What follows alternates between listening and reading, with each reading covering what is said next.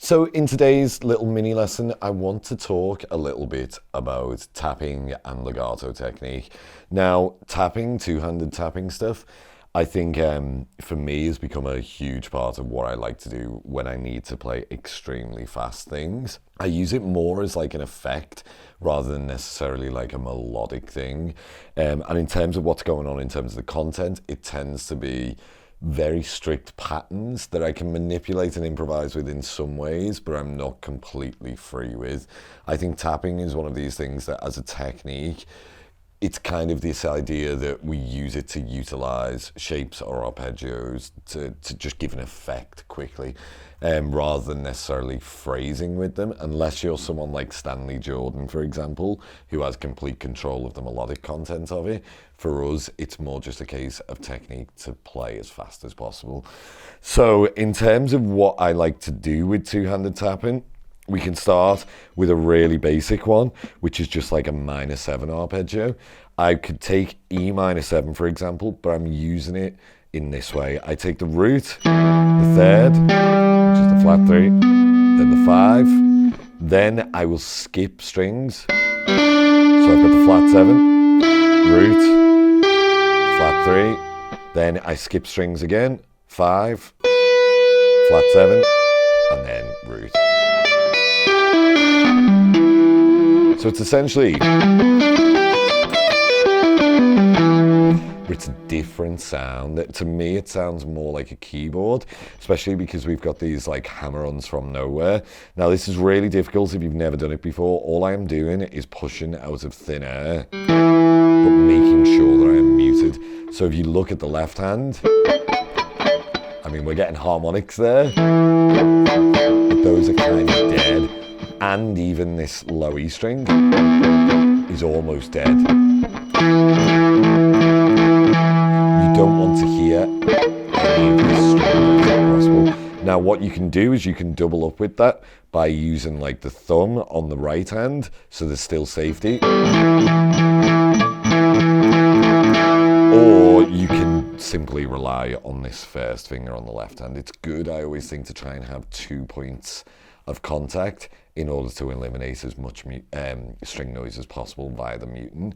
So always I try to have, no matter what technique I'm using, 2 points that eliminate one, so that even if one goes down, there's safety there. Think of it as like a parachute where you always have 2 nets.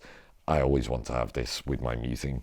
So for this line, hammer on from nowhere, hammer on, tap. I use the middle finger. You can use wherever you want.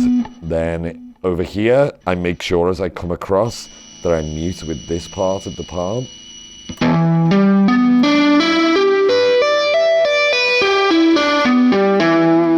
It should be as clean as possible.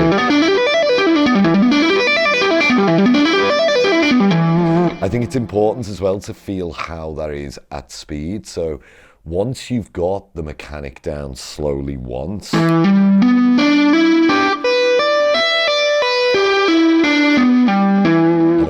is there, that's when you need to try at tempo. So that could be straight 16s.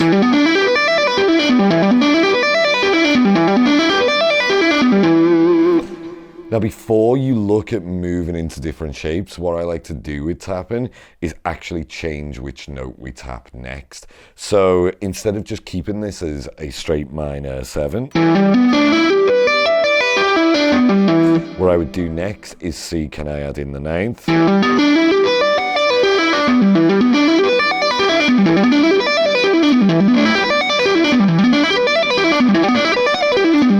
And getting that motion of changing where the tap is, both on that ascending part and the descending part. You could, of course, use 2 fingers to do that.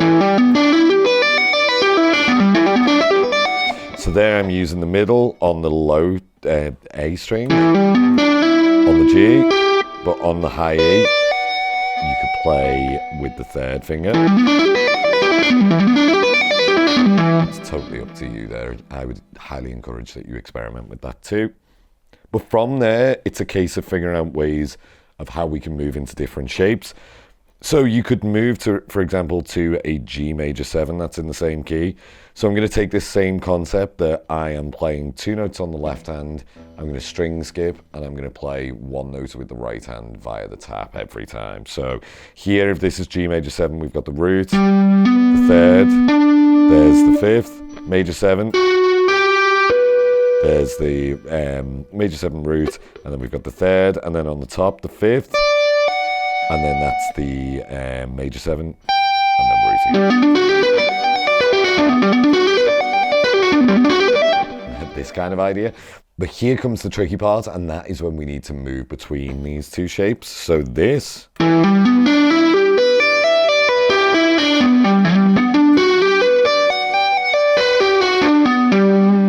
I find is the thing which people struggle with the most.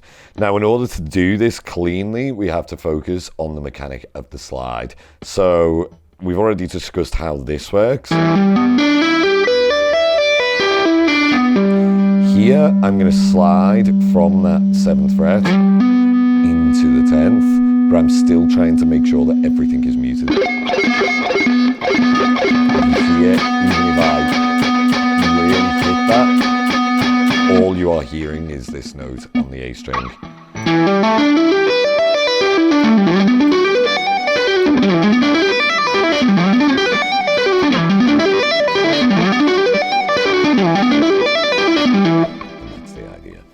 But from there, this was basically just straight minor 7, major 7, and it was only 2 notes per string. What I like to do after that is to try 3 note per string by the use of pentatonics with the left hand. So I get this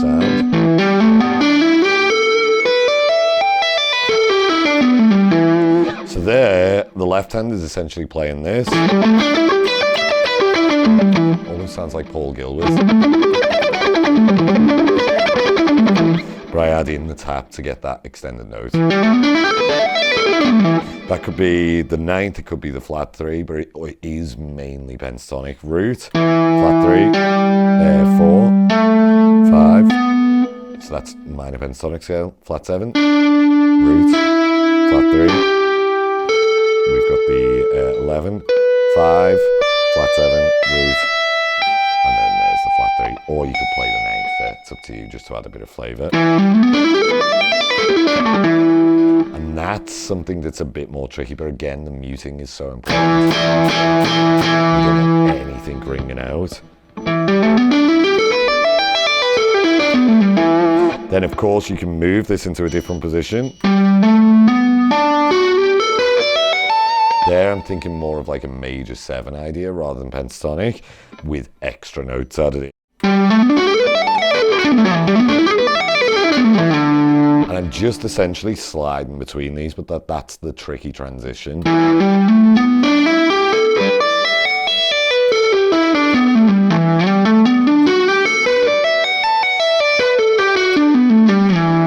It's all about controlling the muting with the left hand, and of course the right hand with this part of the part.